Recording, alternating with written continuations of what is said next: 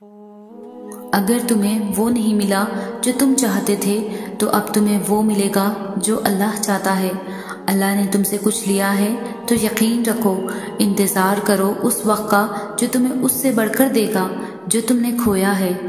اگر تمہیں تمہاری محبت نہیں ملی تو اب تمہیں وہ محبت ملے گی جس کا انتخاب اللہ نے تمہارے لیے کر رکھا ہے، اور اللہ کے انتخاب سے زیادہ خوبصورت انتخاب نہ میرا ہو سکتا ہے اور نہ تمہارا اور نہ ہی کسی اور کا۔ ایسی محبت جس میں کوئی تکلیف نہیں ہوگی، جسے پا کر تم اللہ کا شکر ادا کرو گے، ایسی محبت جس نے تمہارے لیے چن رکھا تھا۔ اللہ کبھی بھی اپنے بندے کو بہتر دیے بغیر کچھ واپس نہیں لیتا۔ ایک ہاتھ خالی کرتا ہے، دوسرے ہاتھ میں دگنی چیزیں عطا کرتا ہے۔ جو تمہارے نصیب میں نہیں ہوتا اس کا خیال بھی نکال دیتا ہے، اور جو نصیب میں لکھ دیتا ہے اس کے لیے کہیں نہ کہیں دل میں محبت بھی ڈال دیتا ہے۔ کبھی کبھار اللہ کی رضا کے لیے ہمیں بہت مشکل فیصلے کرنے پڑتے ہیں، مصلحتوں کی حقیقتوں کو تسلیم کرنا پڑتا ہے، کچھ ہاتھ نہ چاہتے ہوئے بھی چھڑانے پڑتے ہیں۔ ذرا سی خبر ہو جائے غم کی تو زمانہ نوچ کھاتا ہے، یہاں تو روتے ہوئے بھی آنسو چھپانے پڑتے ہیں۔ دل توڑنا ایسا گناہ ہے جس کا کوئی ازالہ نہیں ممکن، جن کا حساب اللہ رکھے وہ قرض تو چکانے پڑتے ہیں۔ حافظہ کمزور ہو گیا ہے یا شدت درد ہے کثرت سے، ہمیں تو پرانے بھلانے کے لیے اب نئے زخم کھانے پڑتے ہیں۔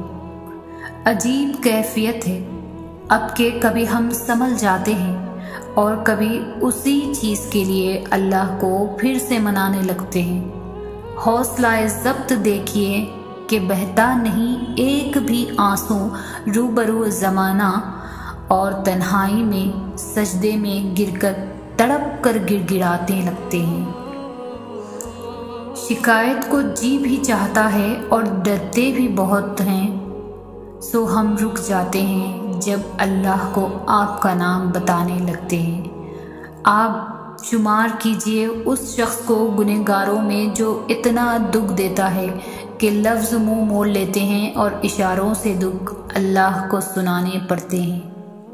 اللہ کی طرف سے آزمائش اس کے پیارے بندوں پر ہی آتی ہے، جیسے موسیٰ علیہ السلام پر فرعون کی حکومت میں آئی تھی، جیسے یوسف علیہ السلام پر اندھے کنویں میں آئی تھی، جیسے ابراہیم علیہ السلام پر دکھتی ہوئی آگ کی صورت میں آئی تھی، جیسے یونس علیہ السلام پر مچھلی کے پیٹ میں آئی تھی، جیسے یعقوب علیہ السلام پر بیٹے کی جدائی کے طویل عرصے میں آئی تھی، جیسے زکریا علیہ السلام پر اولاد کی صورت میں آئی تھی، جیسے مریم علیہ السلام پر الزامات کی صورت میں آئی تھی، جیسے حجر علیہ السلام پر صفا مروہ کی پہاڑی پر آئی تھی۔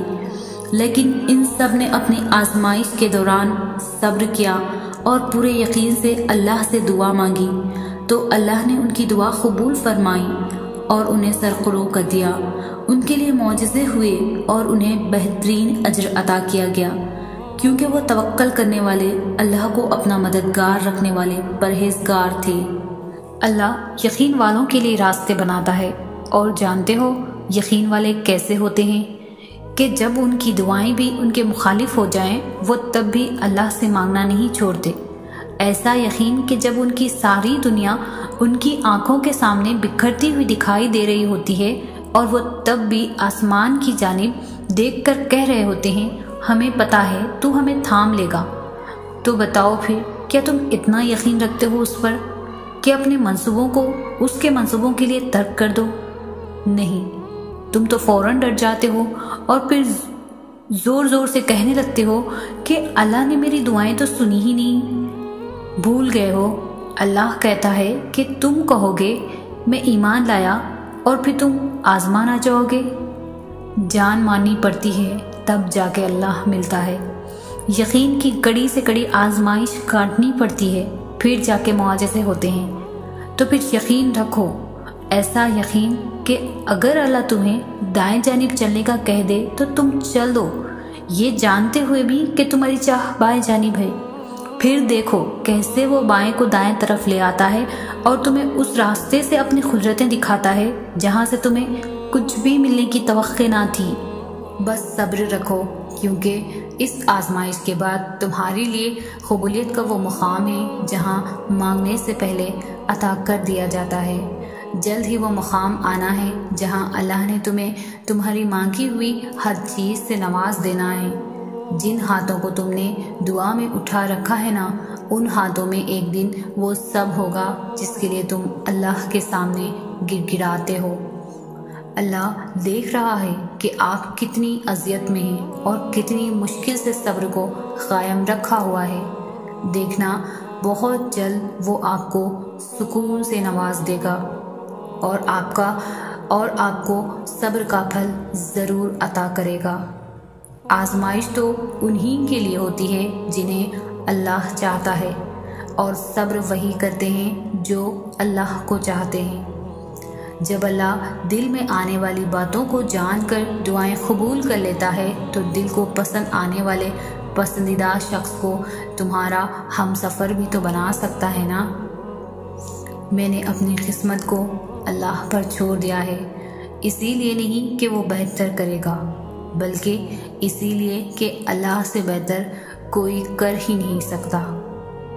دعا سے نصیب بدل جاتے ہیں، پر ان کے جو اپنی دعاؤں پر یقین رکھتے ہیں ہر آزمائش سے گزر جاتے ہیں۔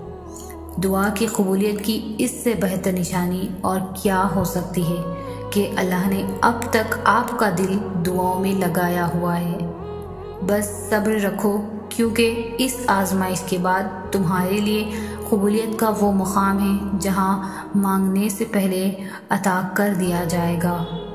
جب وہ تمہاری دعاؤں کو قبولیت کے لیے چن لیتا ہے تب وہ تمہارے دل میں بھی دعا کا خیال بھی ڈال دیتا ہے۔ دیکھنا بہت جلد تمہیں یہ محسوس ہو جائے گا کہ تمہاری دعائیں سن لی گئی ہیں اور تمہاری دعاؤں پر کن فیکن کہہ دیا گیا ہے۔ دعا کے ہزار معنی ہیں، دعا کبھی بھی رد نہیں ہوتی۔ اب اس بات سے بہت سے لوگ اختلاف کریں گے اور کہیں گے کہ دعا ہمیشہ قبول نہیں ہوتی۔ یہاں الفاظ کا نہیں، یقین کا فرق ہے۔ ہماری ہر دعا قبول ہوتی ہے، لیکن ذریعے ہمیشہ مختلف ہوتے ہیں۔ دعا صرف کسی چیز کے ملنے کو نہیں کہتے۔ ایسا بھی ہوتا ہے کہ بعض اوقات ہماری دعا ہمیں بڑی تکلیف سے بچا لیتی ہے۔ ایسا بھی ہوتا ہے کہ کچھ دعائیں بہت دیر کے بعد ہمارے سامنے آتی ہیں۔ ایسا بھی ہوتا ہے کہ کچھ دعائیں ہم مانگتے بھی نہیں لیکن ہمیں وہ چیز مل جاتی ہے۔ جانتے ہو، اللہ کبھی بھی ہماری دعائیں رد نہیں کرتا، بس اسے کچھ دعائیں اتنی پیاری لگتی ہیں، اتنی پسند آ جاتی ہے کہ وہ انہیں اپنے پاس سنبھال کے رکھ لیتا ہے۔ اور مجھے تو اس دعا کی قبولیت سے غرض ہی نہیں جو وہ اپنے پاس سنبھال کے رکھ لے، کیونکہ وہ جس چیز کو سنبھال کے رکھ لیتا ہے اسے کوئی نقصان نہیں پہنچا سکتا۔ اسی لیے بس دعائیں مانگتے رہو اور اس پر یقین رکھو۔ دعائیں ہماری زندگی پر کیسے اثر انداز ہوتی ہے اس کا آپ اندازہ بھی نہیں لگا سکتے۔ اس دنیا میں اگر کوئی طاقتور چیز ہے تو وہ دعا ہے۔